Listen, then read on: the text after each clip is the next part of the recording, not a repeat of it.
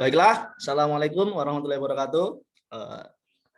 Salam sejahtera untuk kita semua. Bertemu lagi bersama saya di kelompok 10, di mana pada kesempatan yang bahagia ini, saya akan mempresentasikan hasil diskusi dari kelompok kami, yaitu kelompok 10, yang berjudul Managing Service Inventory.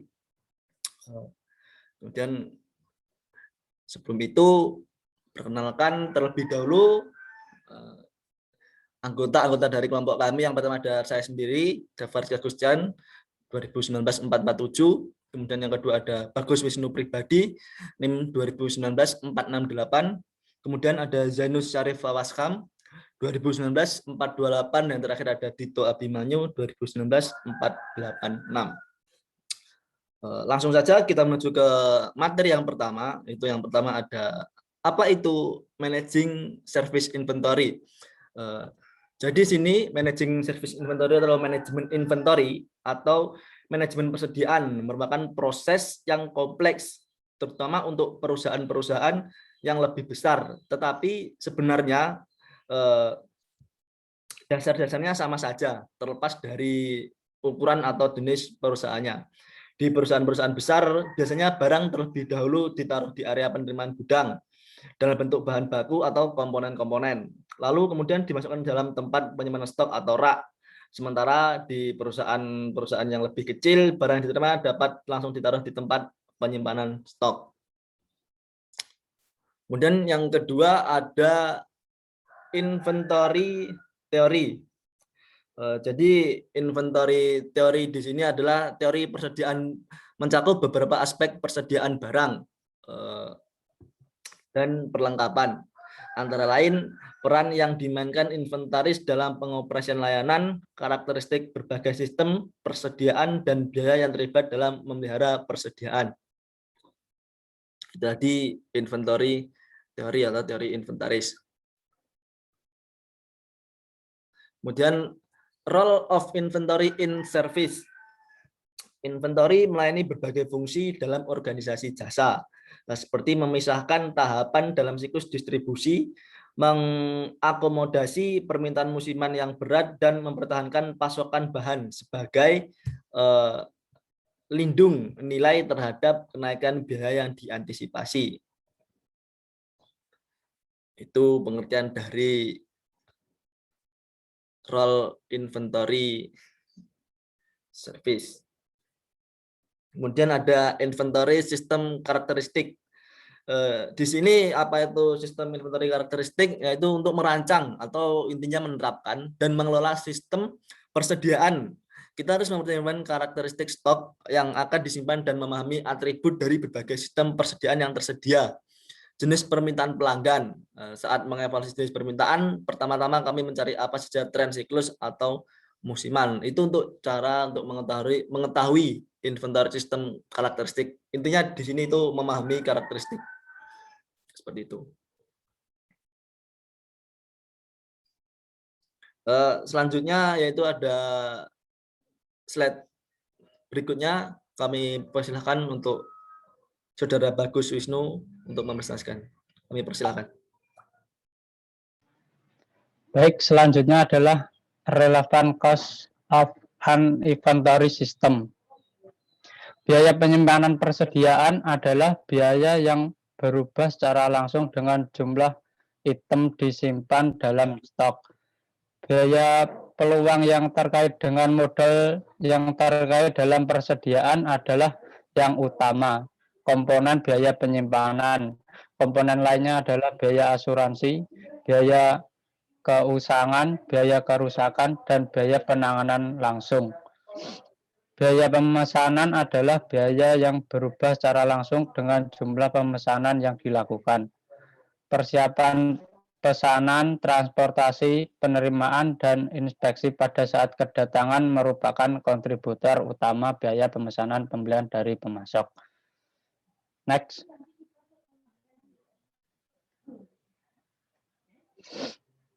Order quantity model. Banyak model yang berbeda telah dikembangkan untuk menjawab pertanyaan berapa banyak kita memesan. Semua model ini menggunakan biaya persediaan yang relevan sebagai kriteria untuk mengukur kinerja. Namun masing-masing didasarkan pada situasi inventaris tertentu yang paling tepat dijelaskan. Next.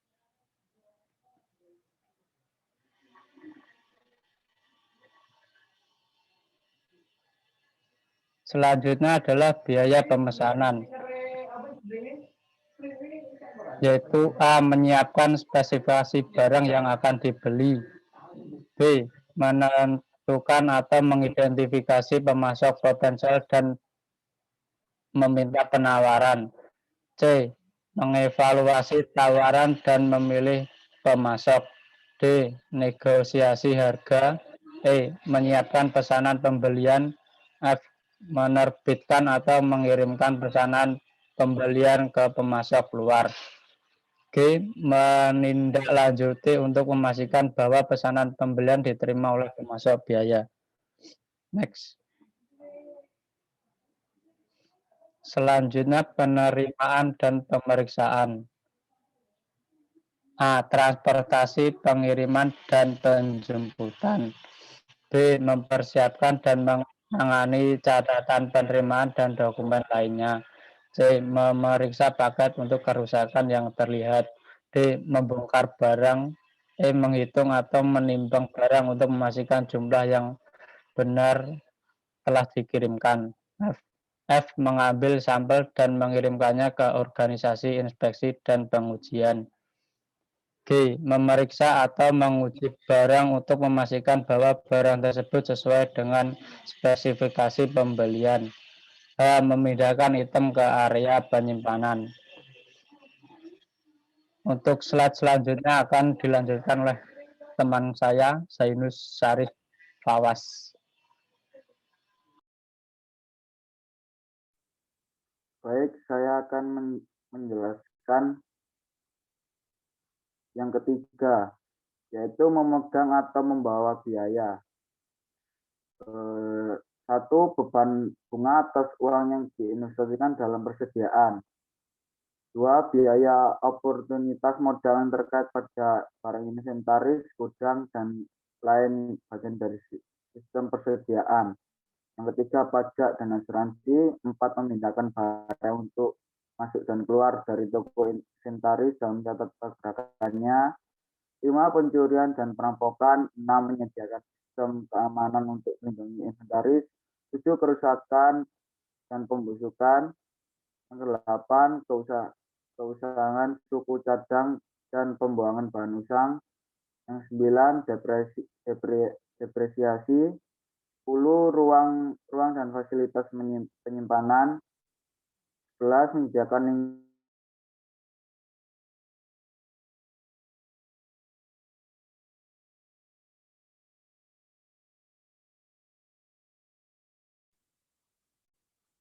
Yang keempat yaitu biaya kekurangan. 1, kehilangan penjualan dan keuntungan. 2, ketidakpuasan dan niat buruk pelanggan. Yang ketiga, hukuman untuk keterlambatan pengiriman atau non-delivery. Yang 4, mempercepat pesanan untuk mengisi kembali stok yang habis. Perilaku persediaan di waktu ke waktu dimodelkan untuk memperhitungkan biaya baik dari pemegang dan memesan persediaan selama satu tahun tertentu. Menggunakan kalkulus untuk fungsional, biaya persediaan dibedakan untuk sampai pada nilai optimal untuk kuantitas pesanan yang disebut dengan Q. Model persediaan yang paling terkenal adalah formula sederhana untuk menentukan kuantitas pesanan ekonomis untuk lot yang dibeli.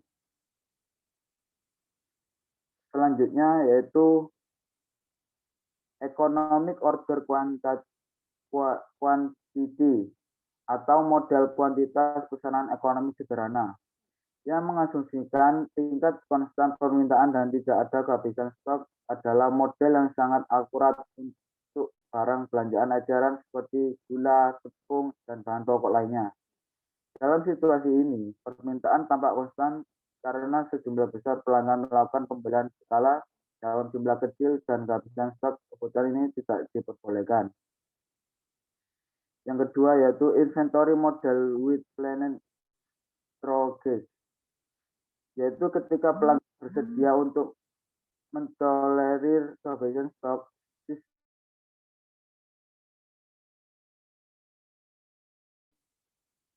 Sistem persediaan dengannya toko mungkin ini tidak menyediakan semua ukuran performa tinggi ban.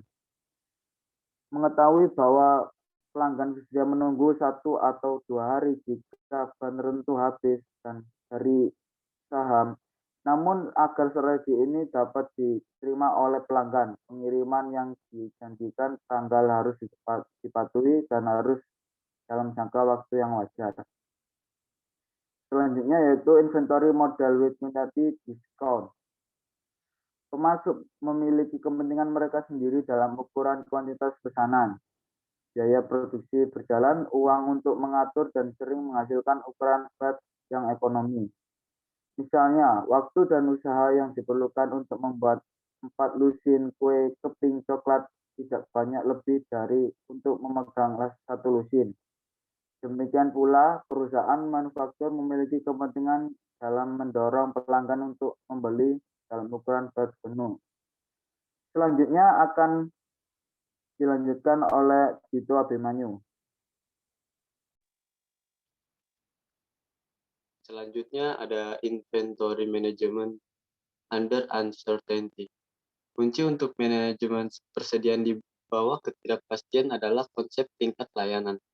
Ini adalah istilah berorientasi pelanggan dan didefinisikan sebagai presentasi permintaan yang terjadi selama lead time yang dapat dipenuhi dari persediaan. Beberapa pendekatan analitis untuk menentukan tingkat layanan yang optimal telah disarankan. Tetapi dalam praktiknya, memilih tingkat layanan adalah keputusan kebijakan.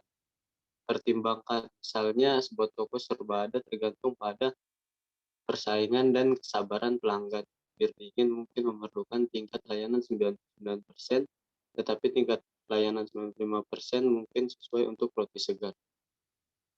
Selanjutnya, ada inventory control system. Biasanya beberapa item inventories atau SKU menyumbang sebagian besar nilai inventories sebagai diukur dengan volume dolar, yaitu permintaan dikalikan dengan biaya barang. Jadi kita harus memperhatikan beberapa item yang mengendalikan sebagian besar nilai persediaan 80-20 aturan. Diamati oleh Vilfredo Pareto berguna untuk klasifikasi persediaan.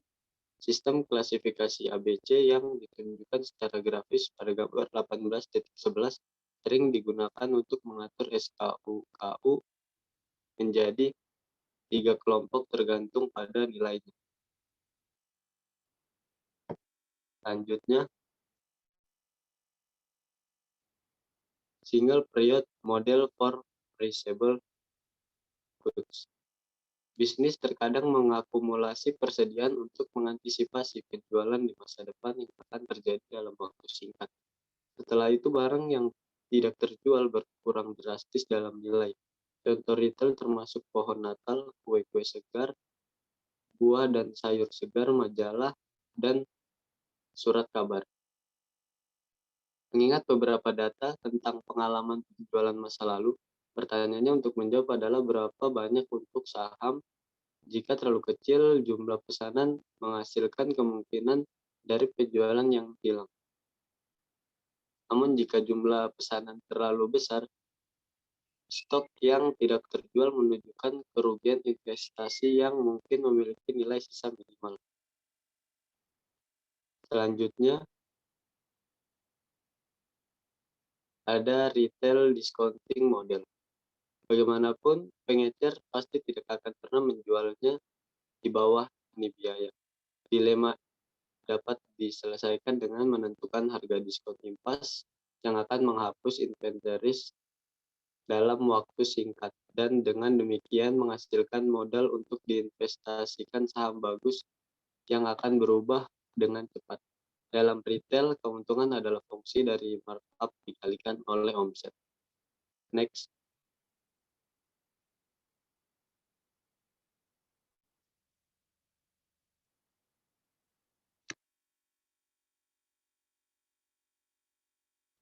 Sekian dari presentasi kami. Mohon maaf jika ada salah kata. Wabillahi taufiq wal hidayah. Wassalamualaikum warahmatullahi wabarakatuh.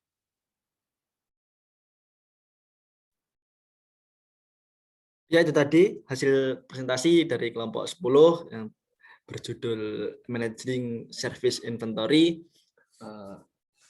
Saya selaku moderator memohon maaf sebesar-besarnya apabila ada salah kata atau salah pengucapan dan kurang dalam mempresentasikan. Kami mohon maaf sebesar-besarnya. Saya akhiri. Wabillahi taufiq wal hidayah. Wassalamualaikum warahmatullahi wabarakatuh.